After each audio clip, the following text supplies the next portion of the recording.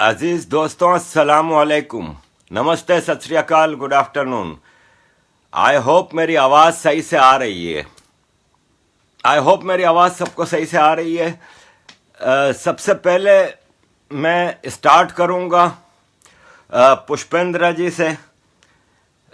आज से कोई 2-3 महीने पहले की बात है कि किसी ने मुझे वीडियोस भेजते हैं तो पुष्पेंद्र जी की एक 2.5-3 मिनट का शॉर्ट भेजा था। इन्होंने कहीं स्पीच की थी and I suddenly started feeling कि यार ये कौन आदमी है जो इतना ब्रूटल सच बोल रहा है और इतना सिंपल वे में बोल रहा है, आसानी से बोल रहा है।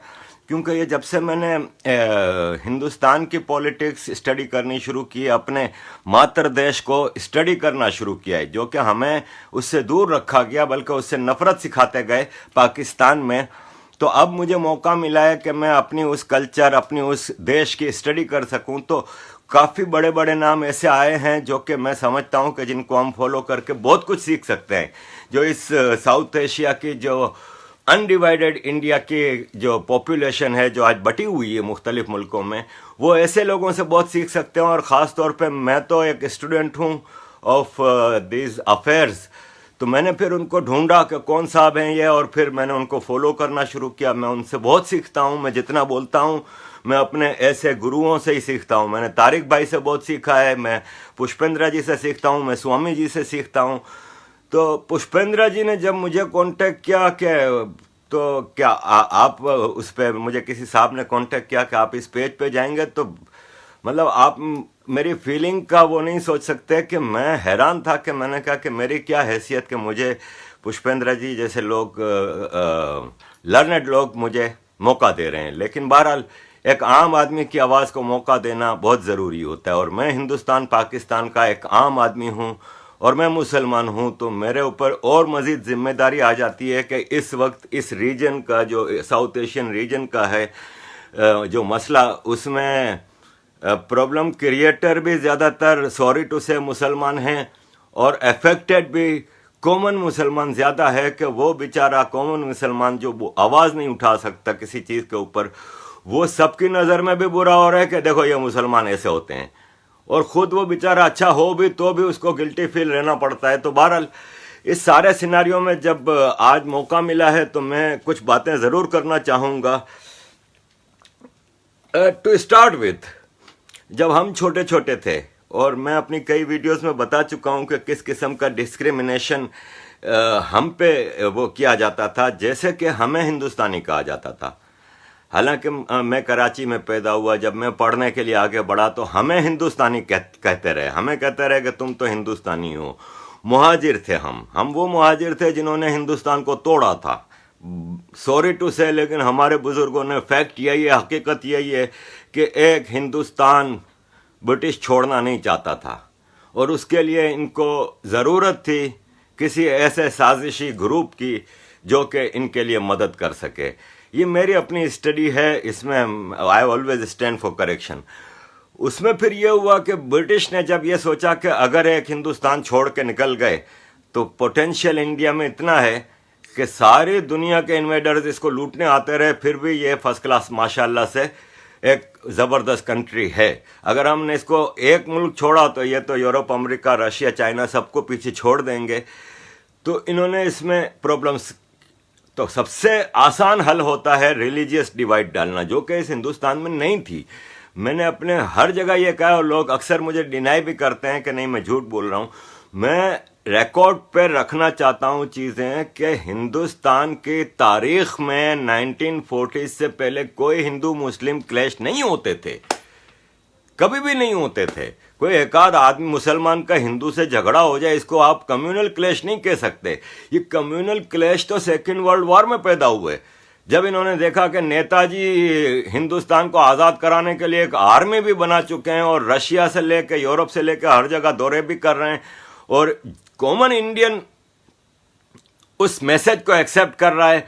और अंग्रेज़ को ये लगने लगा था कि हम यहाँ से इज्जत से बजाय जलील होकर निकलेंगे अगर ये नेताजी के मामला चल पड़े। तो वो एक अलग टॉपिक है, लेकिन मैं एक इशारा आपको दे दिया।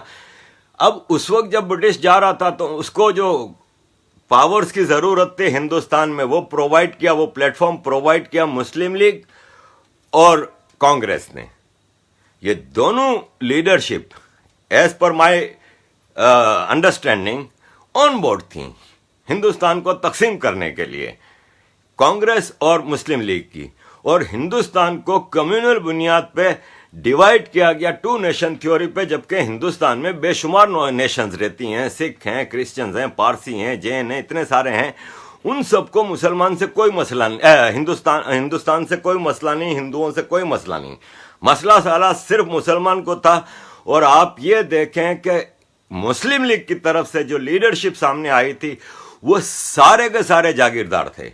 ये वो जागीरदार थे जिन्होंने अंग्रेजों की गुलामी की। मैं आपको एक मामूली मिसाल देता हूं कि ये शाह महमूद कुरैशी पाकिस्तान के वजीर खारजा हैं, ये मुल्तान के पीर की दरगाह के वली हैं, मतलब वो हैं पीर के जो दरगाह के मुतवल्ली हैं, और उस दरगाह से करोड़ों रुपया पैसा कमाते हैं ये शाह महमूद कुरैशी। ये कल एक तकरीर में इनकी सुन रहा था, कहते थे कि शाह महमूद नहीं हूं, महमूद गजनवी हूं, सोमनाथ पे हमला करने जाऊंगा। हालांकि ये इलेक्शन से पहले किए जब वो फॉरेन मिनिस्टर नहीं थे, लेकिन बहरहाल ये बातें कौन कर रहा है आज हमें सर्टिफिकेट गद्दारियों के और वतन परस्ती के? शाह महमूद कुरैशी जैसे जागीरदार दे रहे हैं। हिस्ट्री की बुक्स कहती हैं कि शाह महमूद कुरैशी के दादा ग्रैंडफादर को अंग्रेजों ने जमीनें दी इसलिए कि जो उस वक्त अनडिवाइडेड इंडिया के इस पंजाब में एक मूवमेंट चली थी जो भगत सिंह के बाद, और उसमें तो इस मुल्तान के पीर ने, शाह महमूद के दादा ने, उस पूरे पंजाब के साउदर्न पंजाब के सारे उन क्रांतिकारों को पकड़वाया था, और अपने हारियों और अपने गुलामों, क्योंकि इनके जागीरदारों के पास गुलाम होते हैं, पूरे पूरे गांव गुलाम होते हैं इनके, माँ बाप बच्चे बीवी सब उनकी नौकरियां चाकरियां करते हैं, अपने गुलामों के जरिए उन लोगों को मरवाया और अंग्रेजों के हाथों दिया था। तो शाह महमूद कुरैशी के दादा को ये जागीर मिली थी। ये अंग्रेजों के कुत्ते नहलाने वाले लोग, ये अंग्रेजों के बूट चाटने वाले लोग पाकिस्तान। और दूसरा फैक्टर था Muslim Punjabi army of British India. Muslim Punjabi army total अंग्रेज की वफादार थी। मंगल पांडे और कितने वाकयात हैं उसमें फौजियों ने गोलियां चलाई थीं, वो ब्रिटिश फौजी नहीं थे। मुस्लिम पंजाबी फौज, मुस्लिम जागीरदार, इन्होंने कहा कि अगर हिंदुस्तान एक कंट्री आजाद हो गया तो हमारा क्या होगा, हमारी चौधराहट तो खत्म हो जाएगी। इन्होंने एक नया देश बनाया पाकिस्तान। मेरे दादा बताते हैं, मेरे चाचा बताते हैं, हमें बचपन से ये चीजें हम, क्योंकि मैं एक शुरू से एक सवाल करने वाला बच्चा रहा हूं, तो मैं इनसे पूछता था कि आपको ऐसी क्या कयामत आ गई थी कि आपको पाकिस्तान से आना पड़ा हिंदुस्तान छोड़ के। क्योंकि जब वो आजक की, हमारे गांव की, या मेरी अम्मी बाटवा की जब बातें करती थी तो हम उस शहर में होते थे कि यार क्या जन्नत, क्योंकि माहौल बांधते थे कि वहां पे ये माहौल था, और दिवाली में ये होता था, और होली में ये होता था, और ईद में ये होता था। और तो हम बचपन से एक अट्रैक्शन होती थी। फिर हम सवाल करते थे कि भाई छोड़ के क्यों आए फिर? तो मेरे वालिद और मेरे दादा वगैरह के ने जो बताया वो ये था कि हमारा कोई इरादा नहीं था माइग्रेशन का, और हुआ ये था कि अचानक बलवे शुरू हो गए। और हमारे गांव में जहां पे 10-12 मुसलमानों के घर थे, बाकी 200-300 हिंदुओं के घर थे, वहां कभी कोई झगड़ा नहीं हुआ, कोई डिस्क्रिमिनेशन का नाम ही नहीं था उस गांव में। वहां अचानक रात को हमले होने शुरू हो गए। तो हिंदू कम्युनिटी ऑफ हमारे गांव ने हमारे बुजुर्गों को कहा कि ये आज बराबर का गांव लुटा है, परसों वो गांव लुटा था, अब यहां भी किसी वक्त भी रात में हमला हो जाएगा, आप लोग क्या करोगे? तो सब ने मशवरा दिया कि आप लोग यहां से मुंबई चले जाएं। हमारे घर वालों ने, पूरे गांव के जो मुसलमान घराने थे, सब रातों रात जो कपड़े लत्ते जो लपेट के निकल गए मुंबई के लिए। और मुंबई से फिर वो पता नहीं कोई ट्रेन चलती है, उससे ये कराची पहुंचे हैं।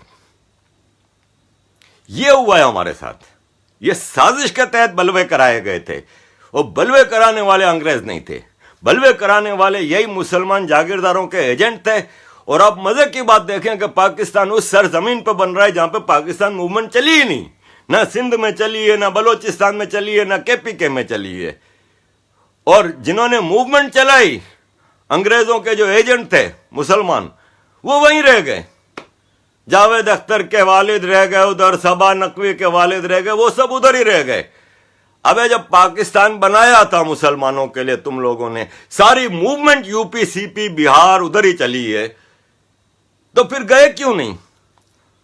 तो अंग्रेज की जो ओरिजिनल साजिश थी कि इंडिया को बस ऑक्यूपाइड रखना है अंदर के इनके आपस के झगड़ों में, वो अंग्रेज की साजिश आज तक चल रही है। उसको इंप्लीमेंट कौन करा रहा है, ये अब हमें आपको देखना है। पाकिस्तान के बारे में तो मैं आपको क्लियर बता रहा हूं ना कि पाकिस्तान की आर्मी है और पाकिस्तान के जागीरदार हैं। साजिश की इंतहा देखें कि जिस हिंदुस्तान से पैदा हुए, जिस हिंदुस्तान का नस्लें खाती रहीं, उस हिंदुस्तान से हमें नफरत सिखाती गए। बचपन से हमें हिंदुओं से नफरत सिखाते गए। आज अगर एक शाहिद आफरीदी खड़ा हो के हिंदू बनिया और ये वो कह देता है, तो ये शाहिद आफरीदी की नहीं है, ये हमारी एजुकेशन है।